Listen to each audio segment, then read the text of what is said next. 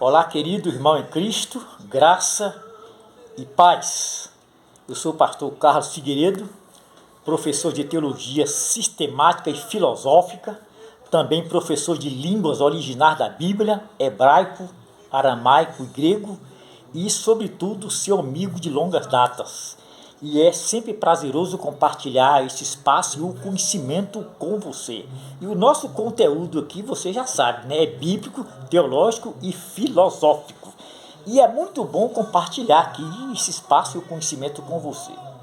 E o momento é oportuno para a gente construir, não só construir, mas desenvolver e partilhar o conhecimento.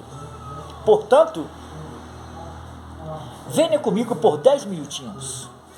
Deixa-me conduzir você numa reflexão sobre gnoseologia. Aí você pergunta, mas o que é gnoseologia? Bem, gnoseologia é a teoria do conhecimento. Abrange o conhecimento em todas as áreas. O conhecimento científico, teológico, filosófico, até o conhecimento empírico, que é o conhecimento do senso comum. A gnoseologia é um ramo da filosofia que estuda a relação entre o sujeito e o objeto. E esta relação é de muita complexidade. Então a gnoseologia ela debruça sobre os problemas que envolvem o conhecimento, a origem do conhecimento, a natureza do conhecimento e os limites do ato cognitivo.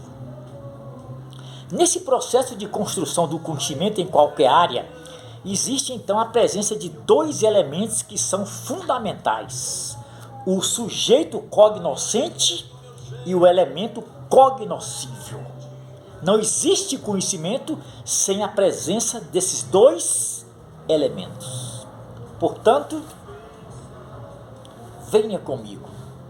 O sujeito cognoscente é o sujeito que é capaz de, pela sua capacidade cognitiva, pela sua intelectualidade, ele é capaz de apreender o objeto, de captar o objeto, de construir o conhecimento. E no subjetivismo filosófico, nesta relação, o sujeito cognoscente ele passa a ser autônomo, ele é ativo, o objeto passa a ser passivo. Então o sujeito como ativo ele é determinante, ele determina as regras, o objeto apenas obedece. Então nessa perspectiva aqui do subjetivismo filosófico, é o sujeito que vai dar sentido ao objeto, entendeu? Ele que vai determinar o objeto. Agora, se a gente trazer para o campo da teologia hermenêutica e exegética, esse subjetivismo filosófico, aí nós vamos ter alguns problemas. Alguns problemas. Olha bem, nessa perspectiva do subjetivismo filosófico, o sujeito é determinante. Então, no campo da hermenêutica e da exégese bíblica, o sujeito, ele é o intérprete da Bíblia, ele é o leitor da Bíblia. Então, ele vai interpretar, ele vai analisar o texto bíblico subjetivamente, não objetivamente. Entendeu? E nós chamamos isso de hermenêutica tendenciosa e pragmática. Porque o texto, as características do texto vão ser mudadas pelo intérprete do texto, pelo leitor do texto, que em filosofia é o sujeito cognoscente. Entendeu? Olha bem, o intérprete do texto ele vai tomar o texto e vai analisar o texto de acordo com a sua subjetividade, de acordo com a sua cosmovisão, a sua perspectiva. Então ele não vai atentar para as verdades que estão no texto, ele vai impor no texto as suas ideias, os seus achismos, os seus dogmas. E esta hermenêutica, ela passa a ser uma hermenêutica desconstrutiva, não hermenêutica saudável e sadia. Entendeu? Aquele pensador alemão, né? Um dos expoentes da fenomenologia, qual é o nome dele, meu Deus? Edmund Husserl, né?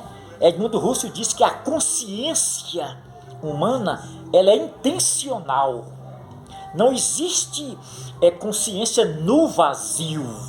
Não existe consciência no nada.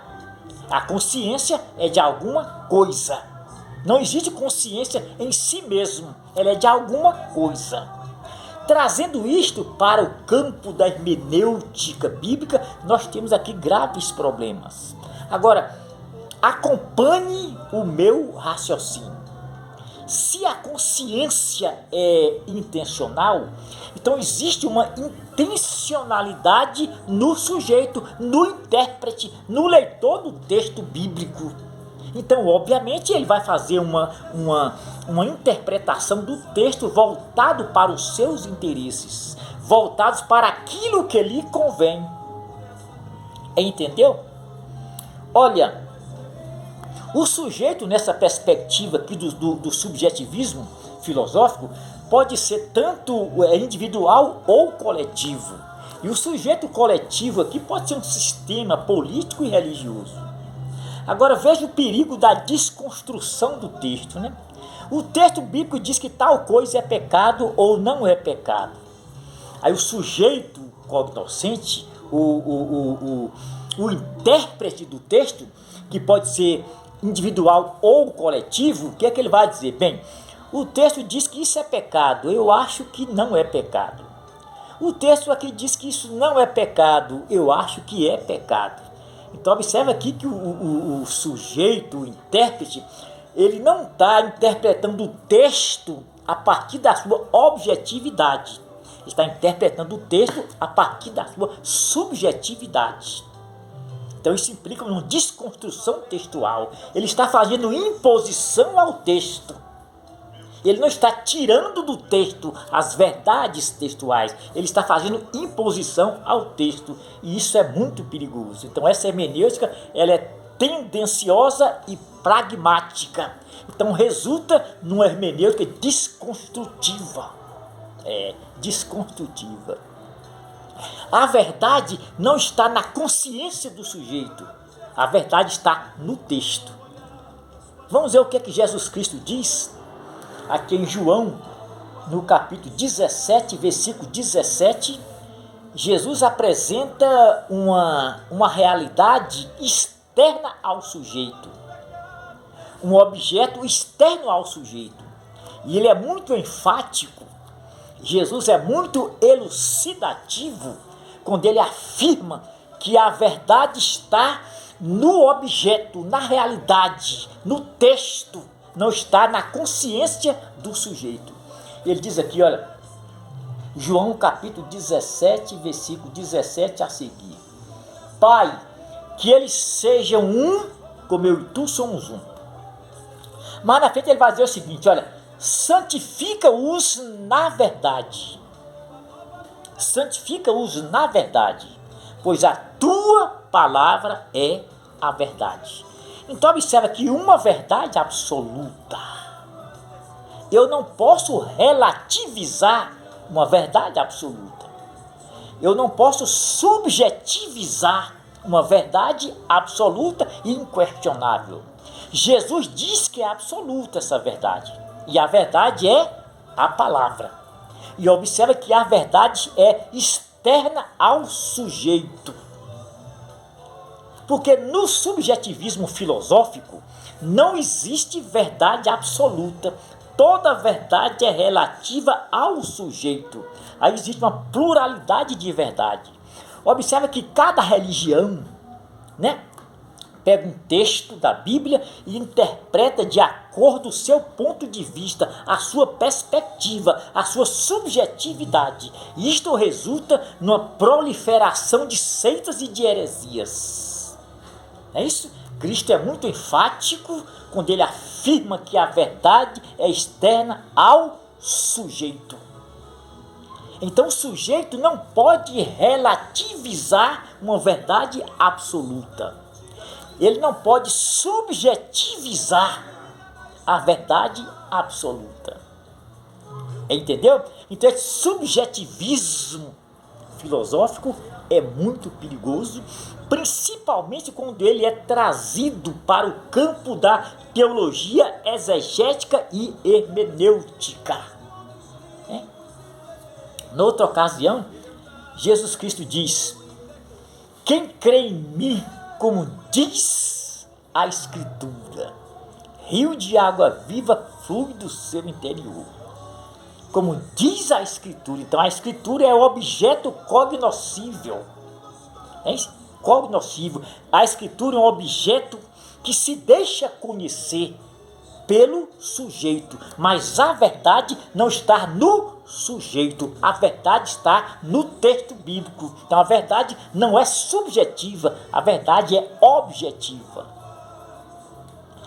Cristo se apresenta aqui como o paradigma a ser seguido, mas ele apresenta também um parâmetro de fé. Quem crê em mim, como diz a Escritura, rio de água viva flui do seu interior. Então a verdade não é subjetiva, a verdade é objetiva. A verdade não está na consciência individual, a verdade está no texto bíblico. Então a Bíblia não pode ser relativizada, a Bíblia não pode ser subjetivizada, porque a Bíblia é verdade absoluta. Mas eu disse que o conhecimento ele é construído, ele tem dois elementos que são fundamentais, né? O sujeito cognoscente e o objeto cognoscível. E o objeto cognoscível se deixa conhecer pelo sujeito cognoscente. Então vamos falar um pouco também sobre o objeto cognoscível, né? Portanto, venha comigo.